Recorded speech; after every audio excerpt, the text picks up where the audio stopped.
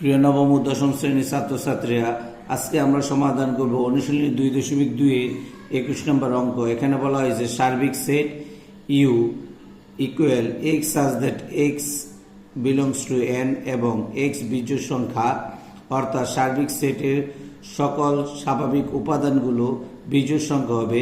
A equal X such that X belongs to N, two less than equal X less than equal 7, অর্থাৎ x এর মান কি হবে 2 এর থেকে বড় এবং সমান এবং 7 থেকে ছোট এবং 7 এর সমান। B equal X belongs to X such that X belongs to N এবং 3 less than X less than 6, অর্থাৎ এই বি এর মানটা হবে স্বাভাবিক সংখ্যা 3 থেকে বড় এবং 6 থেকে ছোট এবং সকল বিজোড় সংখ্যা হবে, কোনো জোড় সংখ্যা হবে না, যেহেতু সার্বিক সেটে বলা হয়েছে যে বিজোড় সংখ্যা।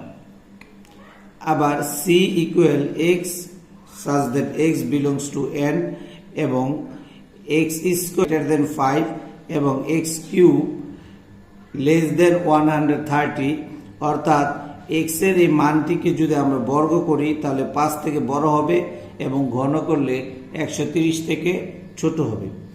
এবার ক নম্বর প্রশ্ন বলা হয়েছে এ কে সেটকে তালিকা পদ্ধতিতে প্রকাশ করো।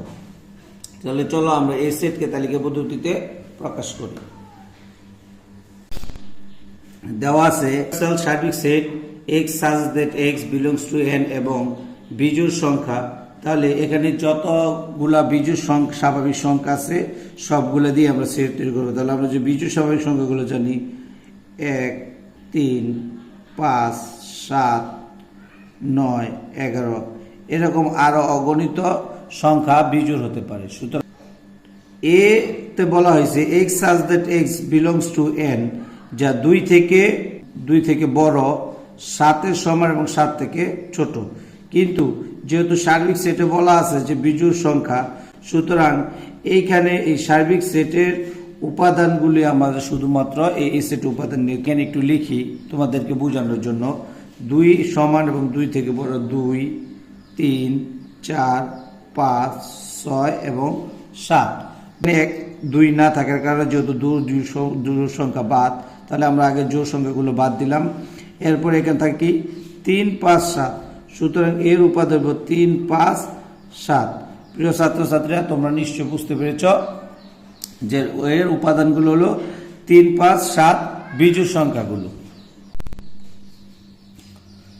প্রিয় ছাত্রছাত্রীরা, এবার খ নম্বরে বলা আছে এ প্রাইম এবং বি বাদ এ প্রাইম এবং সি বাদ বি নির্ণয় করো। যেহেতু এ বি সি তিনটি উপাদানে এখানে কাজে লাগবে, সুতরাং আমাদের 3টা উপাদানকে আগে তালিকা পদ্ধতিতে নির্ণয় করতে হবে। তাহলে ক এর মধ্যে আমাদের আছে, তাহলে আমরা লিখতে পারি ক হতে পাই সার্বিক সেট 1, 3, 5, 7, 9, 11 এবং এ 3, 5, 7। তাহলে আমাদের বি এর উপাদানগুলো বের করতে হবে। তাহলে বি এর মধ্যে এখানে বলা আছে 3 থেকে বড়, 6 থেকে ছোট, কিন্তু 3 থেকে বড় 6 থেকে ছোট হয় 4, 5, কিন্তু 4 যেহেতু সার্বিক সেটের মধ্যে নাই, বিজোড় সংখ্যা বলা হয়েছে, সুতরাং শুধু হবে এখানে আমাদের কি 5। এরপরে সি এর মধ্যে বলা হয়েছে, সুতরাং সি এর মধ্যে বলা হয়েছে যে এক্স স্কয়ার থেকে বড় এবং ঘনের মান 130 থেকে ছোট। সুতরাং আমরা যদি লিখি, সুতরাং এক্স সমান সমান 1 হলে, আমরা এক্স এর যদি 1 ধরি, তাহলে এক্স সমান সমান 1 হলে 1 স্কয়ার কত হয় 1 গ্রেটার দেন 5।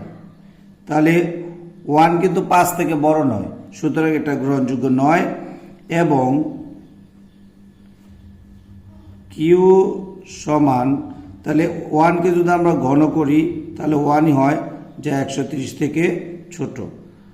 সুতরাং এক্স সমান সমান, আমরা যেহেতু সার্বিক সেটের মধ্যে 2 নাই, সুতরাং আমরা 2 নিতে পারবো, নিলে আমাদের কোনো কাজে আসবে না, সুতরাং আমরা ডাইরেক্ট 3 নেব।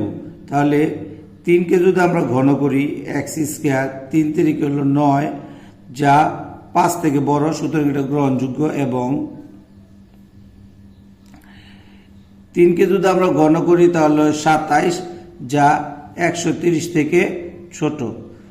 তাহলে দুইটি উপাদানই গ্রহণযোগ্য, সুতরাং এই উপাদানটা আমরা নিতে পারি।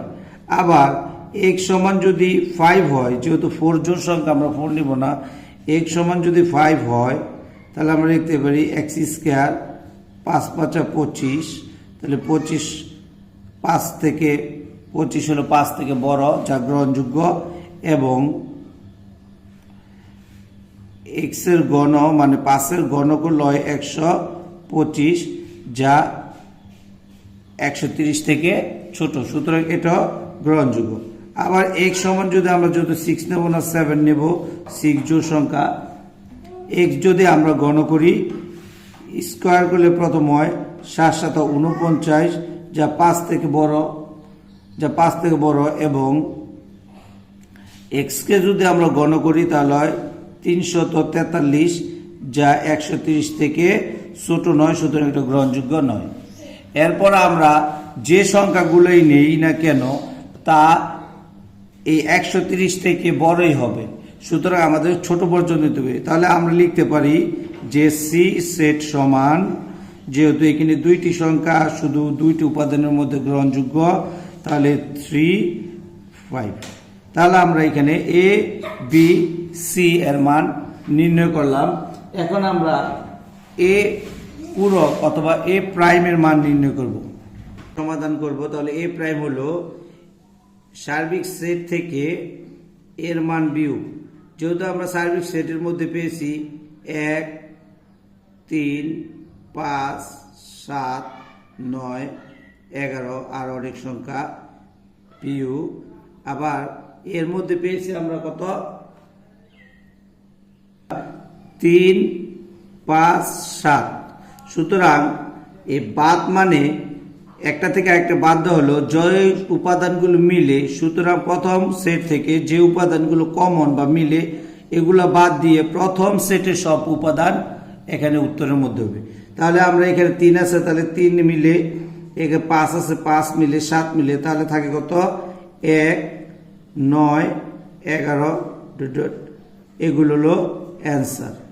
এরপরে বলা হয়েছে আবার সি বাদ, এবং এখানে বলা হয়েছে সি বাদ বি। তাহলে আমরা যদি লিখি যে সি বাদ বি, সি এর মান হলো 3 5, তাহলে 3 5 থেকে যদি আমরা বি এর মান হলো 5 বাদ দিই, তাহলে উত্তর দাঁড়ায় শুধু 3। তাহলে এটা হলো অ্যান্সার। গ নম্বরে বলা হয়েছে এ ইন্টু সি এবং P of A intersection C নির্ণয় করো। তাহলে এখানে আমাদের এ বি এবং সি এর মান লাগবে, সুতরাং আমরা লিখেছি ক হতে পাই এ ইকুয়াল 3 5 7, খ হতে পাই বি ইকুয়াল 5 এবং সি ইকুয়াল 3 5। তাহলে আমাদের প্রথমে এ ইন্টারসেকশন সি এর মান নির্ণয় করতে হবে। তাহলে এ ইন্টারসেকশন সি আমরা এর মান দেব, এ হলো 3 5 7 ইন্টারসেকশন 3 5। তাহলে আমরা জানি ইন্টারসেকশন মানে দুইটি সেটের মধ্যে যে উপাদানগুলো শুধু মিলবে, তাহলে এখানে মিলে কত 3 5। এরপর বলা হয়েছে যে P of A and C নির্ণয় করতে হবে, P of A and C. তাহলে সুতরাং আমরা যদি লিখি P of A intersection C, P of A intersection C হলো, লিখতে পারি আমরা যেহেতু এখানে দুইটি উপাদান, তাহলে দুইটি উপাদান থাকলে আমরা জানি যে 2 পাওয়ার 2, তাহলে 2 পাওয়ার 2 হলো 4, অর্থাৎ 4টি উপাদান হবে। তাহলে আমরা লিখতে পারি প্রথমে তো ফাঁকা সেট, এরপরে 3, এরপরে 5, এরপরে 3 5 এবং এটিকে আবার কি করবো আমরা একটি সেট দিয়ে আবদ্ধ করে দেব।